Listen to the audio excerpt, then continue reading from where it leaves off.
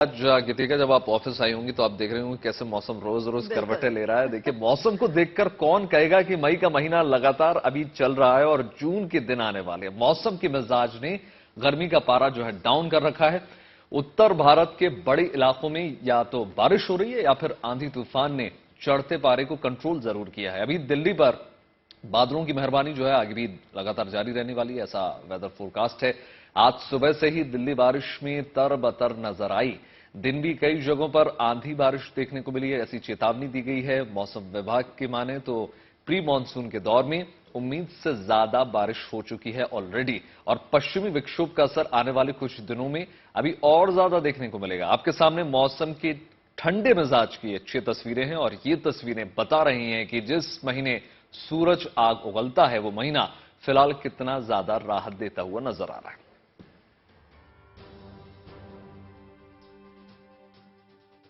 तो मौसम का ये बदलता मिजाज दिल्ली के लोगों के लिए काफी सुहाना है, क्योंकि आसमान से बरसती बूंदों से उन्हें कुछ वक्त के लिए ही सही गर्मी से राहत दी है। बीती रात से दिल्ली के कई इलाकों में जमकर बारिश हुई। ऐसे में लोगों की सुबह ठंडक के एहसास के साथ हुई। दिल्ली के ज्यादातर इलाकों में अभी भी बादल छाए हुए हैं, कहीं कहीं तो रुक रुक कर बारिश हो रही है। और देश में मानसून की दस्तक से पहले हो रही ये बारिश की वजह वेस्टर्न डिस्टर्बेंस बताई जा रही है। मौसम विभाग की माने तो अगले कुछ दिनों तक राजधानी में सुकून के बादल छाए रहेंगे। यहाँ के मौसम सुहाने हैं, नहीं तो ऐसा पानी बरस रहा है। कल इतना गर्मी थी, कल 1 जून आ जाएगा, इसलिए पानी नहीं बरस रहा है। आनंद आनंद हम लोग ले रहे हैं। मौसम तो आप आज मैं बताऊं तो ये मसूरी फील है, इससे बढ़िया मौसम मिल नहीं सकता, और बड़ा गुड फील हो रहा है। ये आप मैं व्यक्त में बयान नहीं कर सकता। मौसम तो आप देख ही रहे हैं, मौसम का मजा। लोग आए हुए हैं, काफी लोग यहाँ पे, और अच्छा है। गर्मी से तो मौसम सुहाना है। मौसम सुहाना है। आज हमारा ग्रुप नहीं आया तो हम आ गए, हम दोनों भाई, और आज भी हमारा 50 किलोमीटर हो ही जाएगा। तो इसी क्रम में चलिए विस्तार से समझने की कोशिश करते हैं कि इस वक्त देश के तमाम राज्यों में मौसम का मिजाज कैसा है और क्यों मई और अब जून में बादलों का पहरा लगातार देखने को मिल रहा है। देखिए, फिलहाल ताजा अपडेट यह है कि देश के 9 राज्यों में आंधी तूफान और बारिश का माहौल लगातार बना हुआ है। केवल दिल्ली की अगर हम बात करें तो यहां आज बारिश का येलो अलर्ट जारी कर दिया गया है। तो मौसम विभाग ने दिल्ली में अगले 6 दिन तक सामान्य से कम तापमान रहने की उम्मीद जताई है। दिल्ली में गर्मी की बात करें तो मई में केवल 9 दिन पारा 40 डिग्री के ऊपर पहुंचा, बाकी दिन सुकून से गुजरे। राजस्थान की बात करें तो यहां 3 दिन से आंधी बारिश और तूफान का दौर जारी है। बिल्कुल गीतिका, और देखिए राजस्थान की अगर हम बात करें तो राजस्थान में 24 घंटों में 10 दिनों में आंधी आई और कई इलाकों में बारिश भी जमकर देखने को मिली। अगर मध्य प्रदेश की बात करें तो वहां पर भी बेमौसम बारिश लगातार देखने को मिली। और एमपी की राजधानी भोपाल के अलावा ग्वालियर और भिंड में तेज बारिश दर्ज की गई है। उत्तर प्रदेश की बात करें तो मौसम विभाग ने यहां 29 शहरों में आंधी बारिश की चेतावनी जारी की है। बिल्कुल, उत्तर प्रदेश की जो राजधानी है लखनऊ की अगर हम बात करें तो देखिए यहां कल यानी मंगलवार को न्यूनतम पारा, आप यकीन करेंगे, 26 डिग्री रहा है। हिमाचल की राजधानी शिमला की अगर हम बात करें तो मई में ठंड ने यहां 14 साल के सारे रिकॉर्ड तोड़ दिए। तो वहीं हरियाणा में भी अगले 4 दिन तक मौसम का मिजाज बिगड़ा रहने वाला है। वैभव, कर्नाटक की बात करें तो यहां कल बेंगलुरु में तेज बारिश हुई, जिससे कई जगहों पर पानी भर गया। बिल्कुल, देखिए राजधानी में कूल माहौल लगातार देखने को मिल रहा है, तो वहीं पहाड़ों की रानी शिमला में मौसम खुशगवार लगातार बना हुआ है। ऐसे में शिमला सैलानियों की पहली पसंद लगातार बना हुआ है। यही वजह है कि गर्मियों के सीजन में यहां सैलानियों की तादाद लगातार बढ़ते हुए आपको नजर आ जाएगी। देखिए किस प्रकार 3 तस्वीरें आप देख रहे हैं, चहलकदमी आपको देखने को मिल जाएगी।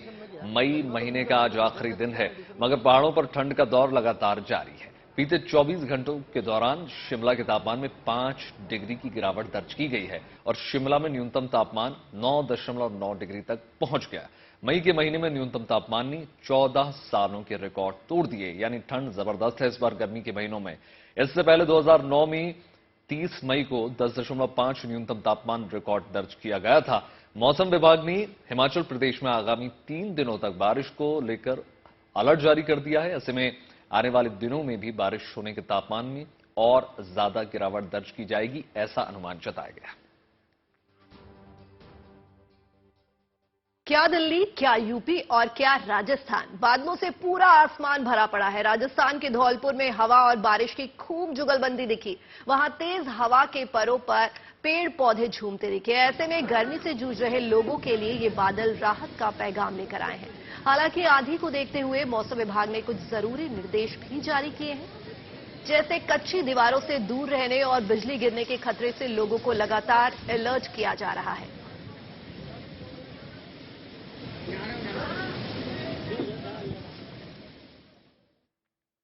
बात कुछ और खबरों की वजह देखिए, आपको लेकर चलते हैं सिख समुदाय के पवित्र स्थल हेमकुंड साहिब की यात्रा पर। जून आने को है, लेकिन अभी भी उत्तराखंड के चमोली जिले में बसा ये पवित्र धाम बर्फ की सफेद चादर से लगातार ढका हुआ है। मगर बर्फबारी हो या बारिश या फिर आसमान से गिरते ओले, भक्तों की आस्था और ऊर्जा के आगे मौसम की ये चुनौतियां बौनी नजर आती हैं।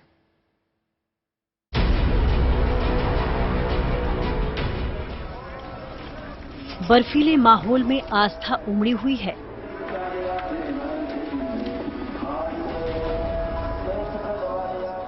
मौसम भले ही हेमकुंड साहिब जाने के बीच बार बार चुनौती दे रहा है, मगर श्रद्धालुओं की आस्था और ऊर्जा के आगे मौसम की ये रुकावटें जैसे नाकाम साबित हो रही। चल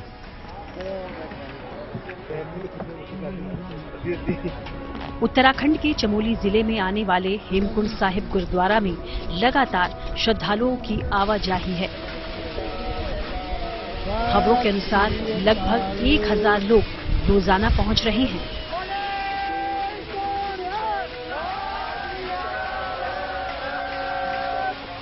पवित्र गुरुद्वारे तक जाने वाले पैदल रास्ते पर लगातार बर्फबारी हो रही है।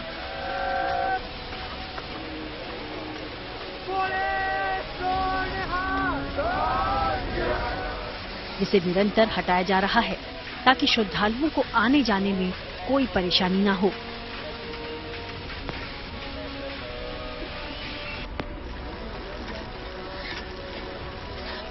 मौसम यहाँ पल पल रंग बदल रहा है। बारिश बर्फबारी थम नहीं रही, लेकिन आस्था का सैलाब ऐसा कि 12,000 से भी ज्यादा श्रद्धालु हेमकुंड साहिब गुरुद्वारा अभी तक पहुंच चुके हैं।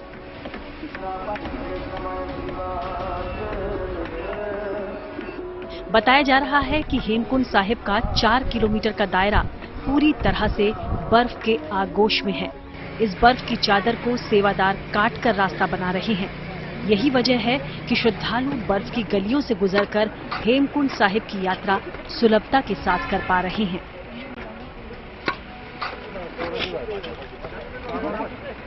बता दें कि हेमकुंड साहिब की यात्रा वैसे ही बेहद कठिन रास्तों से गुजरती है, मगर ये परेशानी श्रद्धालुओं की तब और बढ़ जाती है जब पैदल रास्ते पर भारी बर्फबारी की वजह से फिसलन पैदा हो जाए।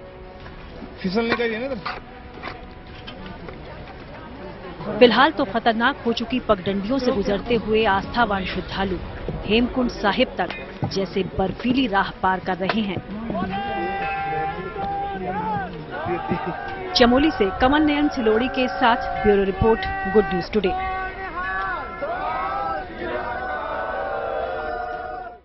और हेमकुंड साहिब के बाद अब बात केदारनाथ धाम की करते हैं। अभी कुछ दिन पहले ही आपने केदारनाथ धाम में ओम की एक विशाल आकृति को भी देखा होगा या फिर उसके बारे में सुना होगा।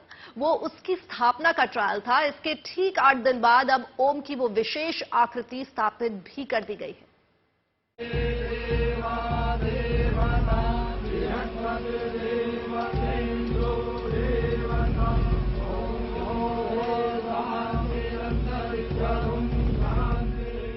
मंत्रोच्चारों के बीच केदारनाथ धाम में ओम की ये विशेष आकृति स्थापित कर दी गई।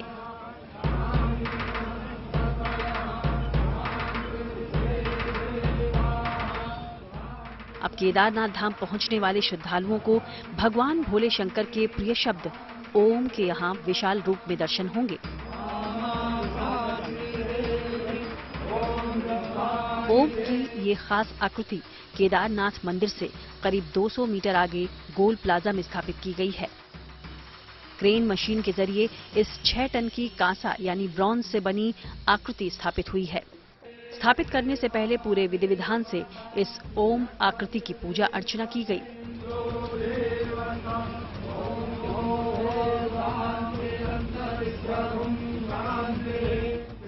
केदारनाथ धाम में जारी पुनर्निर्माण कार्य के तहत इस भारी वजनदार ओम आकृति की स्थापना की गई।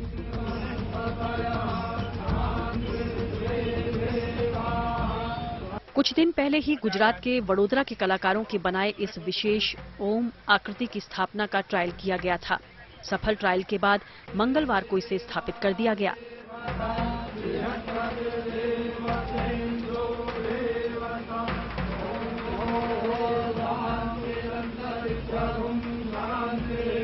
अब इस ओम आकृति में मात्र लाइटिंग का काम बाकी है। लाइटिंग होने के बाद ये आकृति जगमगाएगी। खासकर रात में ये लोगों को अपनी तरफ खूब आकर्षित करेगी। मौजूदा समय में चारधाम की यात्रा जारी है। हर दिन बड़ी संख्या में यात्री केदारनाथ धाम पहुंच रहे हैं और अब उन्हें ओम की इस विशाल आकृति को देखने का सौभाग्य भी प्राप्त होगा। केदारनाथ धाम से प्रवीण सेमवाल के साथ bureau report, good news today.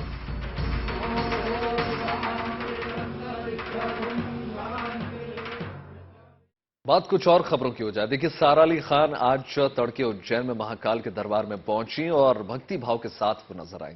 सारा ने महाकालेश्वर मंदिर में भस्म आरती में बाकायदा हिस्सा लिया। सारा ने महाकाल मंदिर के प्रोटोकॉल के मुताबिक साड़ी पहन रखी थी। भस्म आरती के बाद सारा महाकालेश्वर मंदिर में नंदी हॉल में करीब आधे घंटे तक ध्यान लगाकर बैठी रहीं।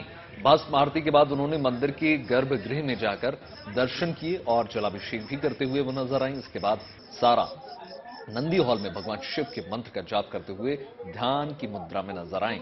सारा जो है सुबह 7 बजे होने वाली जो आरती है उसमें शामिल हुई और उसके बाद मंदिर के कूटी तीर्थ के पास ध्यान लगाकर बैठ गई। ये तस्वीरें जब से निकलकर सामने आई हैं लगातार वायरल हो रही हैं। इस प्रकार की तस्वीरें पहले भी आपको सारा अली खान की तरफ से देखने को मिलती रही। और अगर आप शिमला गए होंगे तो आपने जरूर टॉय ट्रेन का लुत्फ उठाया होगा, लेकिन कालका शिमला के बीच चलने वाली टॉय ट्रेन का सफर अब खत्म होने वाला है। उसकी जगह अत्याधुनिक विस्टाडोम ट्रेन अब उसको कालका से शिमला का सफर कराएगी। फिलहाल इस नई ट्रेन का ट्रायल चल रहा है। 2-3 महीने में नई ट्रेन टॉय ट्रेन की जगह ले लेगी।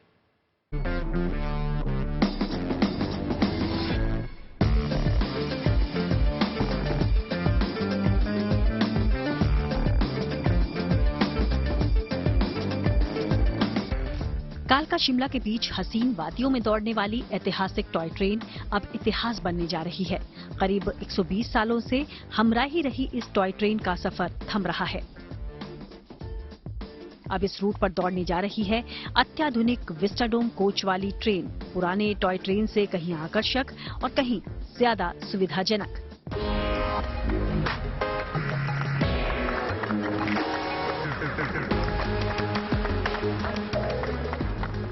जीएनटी पर आप इस नई ट्रेन की पहली झलक देख रहे हैं। फिलहाल इस ट्रेन का ट्रायल जारी है, लेकिन बहुत जल्द कालका शिमला रूट पर इस ट्रेन से सफर शुरू हो जाएगा।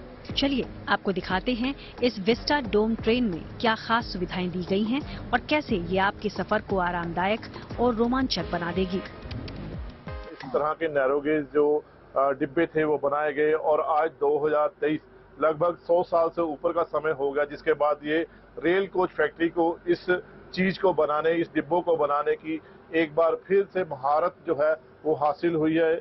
और कुछ कोच के बारे में देखते हैं। यहाँ पे अलार्म सिस्टम है।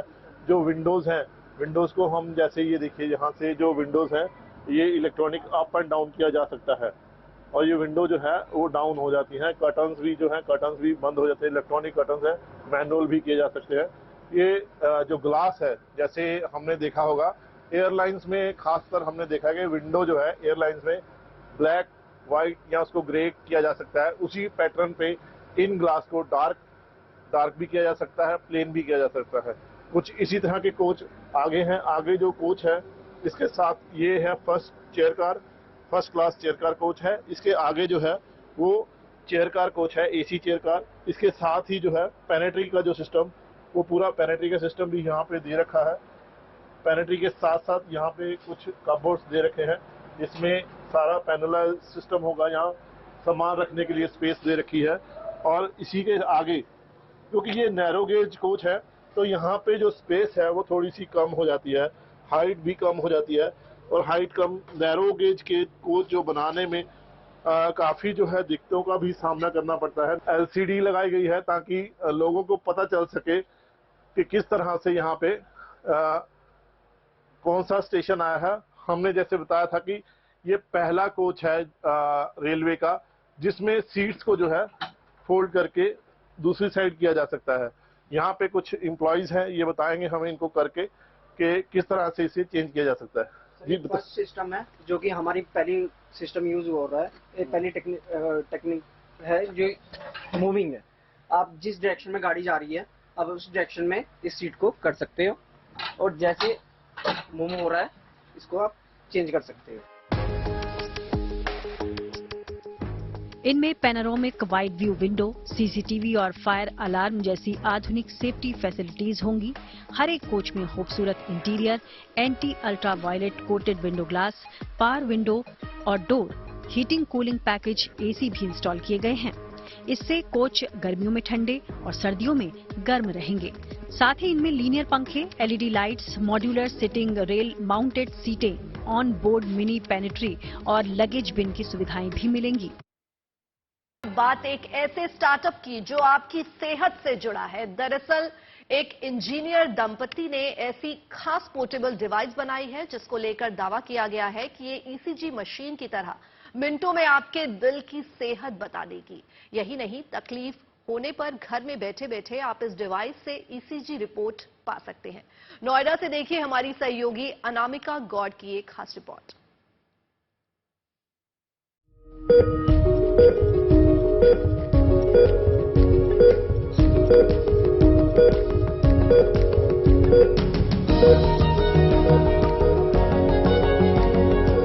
पे हाथ रखना है और ये ECG का हमारा काउंटर चल गया।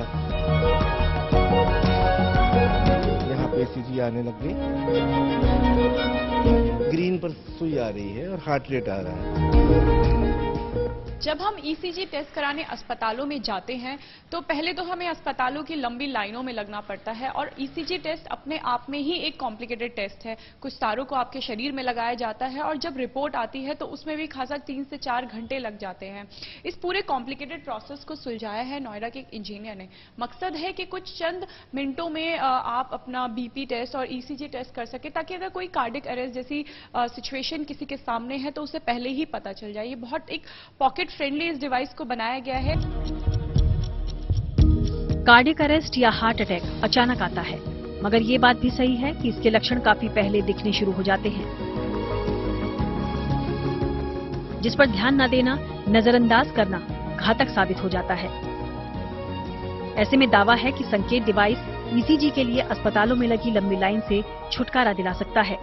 कुछ साल पहले अपने पिता को आए कार्डियक अरेस्ट के वाकये ने इलेक्ट्रॉनिक इंजीनियर राहुल रस्तोगी को साल 2014 में ये पोर्टेबल डिवाइस बनाने का जैसे संकेत दिया। पिताजी को अस्पताल लेके के जाता था तो मैं देखता था एक सिंपल ECG टेस्ट कराने के लिए 3-3 घंटे लग रहे हैं, जिसमें आप पहले लाइन में लग करके टेस्ट कराएंगे, उसके बाद आप डॉक्टर को दिखाएंगे। तो मुझे यही लगा कि इसमें ये चीज ऐसी है क्योंकि डॉक्टर कहते हैं कि 1 घंटे के अंदर ही अगर दर्द हो रहा है तो टेस्ट होना चाहिए, मगर इसको कराने में ही 4 घंटे लग रहे हैं। तो मुझे ऐसा लगा कि इसमें कुछ करना चाहिए कि जिसमें ये 3-4 घंटे से कम आधे घंटे तो हो, जिसमें मैं पूरा टेस्ट करा के जानकारी ले पाऊं। तो उसकी शुरुआत यूं हुई। राहुल के साथ उनकी पत्नी नेहा ने मिलकर company Augusta future is near बनाई। इस स्टार्टअप पर काम भी करना शुरू किया। इस दौरान मेड इन इंडिया इस डिवाइस को आरामदायक के साथ डिजिटल फ्रेंडली बनाना एक बड़ी चुनौती थी। हमें लगा कि इसको ना सिर्फ हमें सबसे आसान तरीका बनाना है कि बहुत आसानी से ये कोई भी कर ले ECG, प्लस इसको हमें डिजिटल बनाना है ताकि कोई भी करके अपनी रिपोर्ट कहीं भी किसी भी बड़े से बड़े डॉक्टर को भेज सके और तुरंत उनकी ओपिनियन पाकर इलाज शुरू कर सके। राहुल और नेहा ने ECG नापने के इस डिवाइस को कई ऐसे इलाकों में भी सप्लाई किया जहां मेडिकल सुविधा या तो मौजूद नहीं या फिर मरीज को काफी लंबी प्रक्रिया से गुजरना पड़ता है। राहुल कहते हैं कि राजस्थान और दूसरे पिछड़े इलाकों में इस डिवाइस को सप्लाई किया गया। राहुल का दावा है कि इन जगहों पर ये संकेत डिवाइस उन लोगों के लिए फायदेमंद साबित हो रही जो हार्ट अटैक की कंडीशन में डॉक्टर को दिखा नहीं पाते। ये थे नेहा और राहुल, जिन्होंने अपनी घर की समस्या को एक समाधान में बदला और अब ये पूरे भारत की एक समस्या का समाधान लेके सामने आए हैं। कैमरा पर्सन कृष्ण कुमार के साथ अनामिका गौर, गुड न्यूज़ टुडे। और आइए अब आपको दिखाते हैं भागलपुर की एक ऐसी लड़की की कहानी जो स्लम के गरीब बच्चों में शिक्षा की अलग जगह रही है। अनाज स्ट्रीट लाइट के खंभे के नीचे एक छोटा सा बोर्ड लगाकर खुले आसमान में गरीब बच्चों को पढ़ाती हैं ग्रेजुएट दीदी की इस पाठशाला में 20 से 25 बच्चे पढ़ाई कर रहे हैं। अनाज खुद सिविल सर्विसेज की तैयारी कर रही हैं, लेकिन वक्त निकालकर बच्चों को शिक्षित करने की उनने ठान ली है।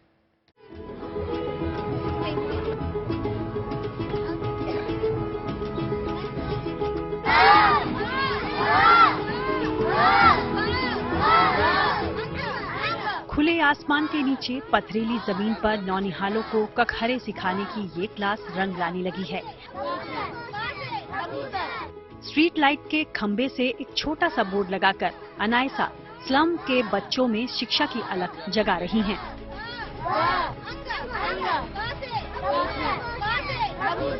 भागलपुर के साहिबगंज में ग्रेजुएट दीदी के नाम से मशहूर अनायसा की ये पाठशाला इन दिनों चर्चा का विषय है। इस मुहिम की शुरुआत हाल फिलहाल मई के महीने में हुई है, लेकिन चंद दिनों में ही खुले गगन के नीचे लगने वाली इस पाठशाला से बच्चे जुड़ने लगे हैं। फाइनेंशियल कंडीशन भी इन लोगों का अच्छा नहीं है, पेरेंट्स का भी, इस वजह से इन लोगों को पढ़ाई का सोर्स कुछ मिल नहीं पाता है अच्छा सा। तो मैं सोची क्यों ना मैं ही इन लोगों को कुछ पढ़ा दूं, कुछ इससे मोटिवेशन मिल जाएगा, इन लोगों को कुछ काम भी आएगा इन फ्यूचर। क्योंकि अभी इन लोग इतने बड़े बड़े हो गए ना, इन लोग को स्कूल में भी एडमिशन इस तरीके से नहीं मिल सकता है, कुछ भी नॉलेज नहीं है इन लोग को। तो मैं इसी वजह से मैं इन लोग को पढ़ाना स्टार्ट की। इन बच्चों के घर वालों की माली हालत कुछ ठीक नहीं है। ज्यादातर बच्चों ने स्कूल का मुंह तक नहीं देखा, लेकिन अनायसा की इस पाठशाला से जुड़ने के बाद इन्हें पढ़ाई रास आने लगी है। रोजाना शाम को 4 बजे से 7 बजे तक अनायसा इन्हें फ्री पढ़ाती हैं। 20 से 25 बच्चे रोजाना यहाँ पढ़ाई करने आते हैं। सब कुछ पढ़ते हैं, ABCD इंग्लिश में सब कर। मैडम कैसा पढ़ाती है? सब अच्छा पढ़ाता है। पढ़ाती है, मन लगता है? हाँ मैडम, सब कुछ। सब कुछ। किस क्लास में पढ़ते हो? 3 क्लास में। इस पाठशाला का आइडिया अनायसा को अचानक एक दिन तब आया जब वो भूतनाथ मंदिर से पूजा कर बाहर आईं और बच्चों को प्रसाद दिया। बातों बातों में पता चला कि गरीबी की वजह से ये बच्चे स्कूल नहीं जा पाते, पढ़ाई भी नहीं करते। फिर क्या था, अनायसा ने खेत के किनारे खुले आकाश के नीचे ही पाठशाला खोल डाली। बच्चों को निःशुल्क पढ़ाने के साथ साथ इन्हें कॉपी कलम भी देती हैं ताकि इनके माँ बाप पर खर्च का बोझ न बढ़े। जिनको तो लिखने भी नहीं आता है, तो उन लोग को स्लेट प्रोवाइड करके, चौक प्रोवाइड करके कखा गघा लिखना सिखा रही हूँ।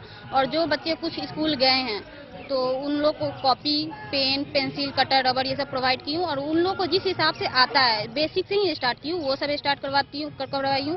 उसके बाद बहुत सारे बच्चे ऐसे भी हैं जो स्कूल गए हैं, लेकिन कोरोना की वजह से, कोरोना के बाद जो फाइनेंशियल कंडीशन खराब हुआ है उस वजह से स्कूल नहीं जा रहे, 2-3 साल से स्कूल नहीं गए।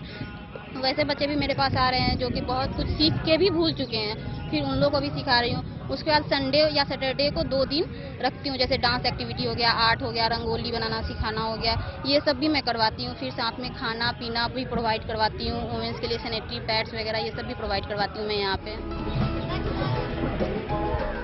बच्चों को पढ़ाई के लिए प्रेरित कर रही अनायसा खुद भी यूपीएससी पास कर देश की सेवा करना चाहती हैं, लेकिन अपनी पढ़ाई से वक्त निकालकर स्लम के बच्चों को शिक्षित कर रही अनायसा ने अभी से सच्ची देश सेवा शुरू कर दी है, जिसके लिए वो तारीफ की हकदार हैं।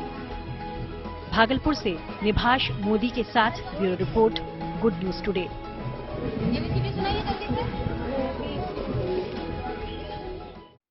और आइए बात करते हैं हज यात्रा की। हर साल की तरह इस बार भी हज यात्री रवाना हुए, मगर इस बार जो है एक खास तस्वीर देखने को मिली, और वो ये कि पिछले सालों के मुकाबले इस साल ज्यादा संख्या में महिलाएं बगैर किसी महरम के हज यात्रा पर निकली। और इस्लाम में महरम वो पुरुष होता है जो या तो महिला का पति होता है या फिर उसका नजदीकी रिश्तेदार। मंगलवार को दिल्ली एयरपोर्ट से महिला हज यात्रियों का पहला जत्था रवाना हुआ।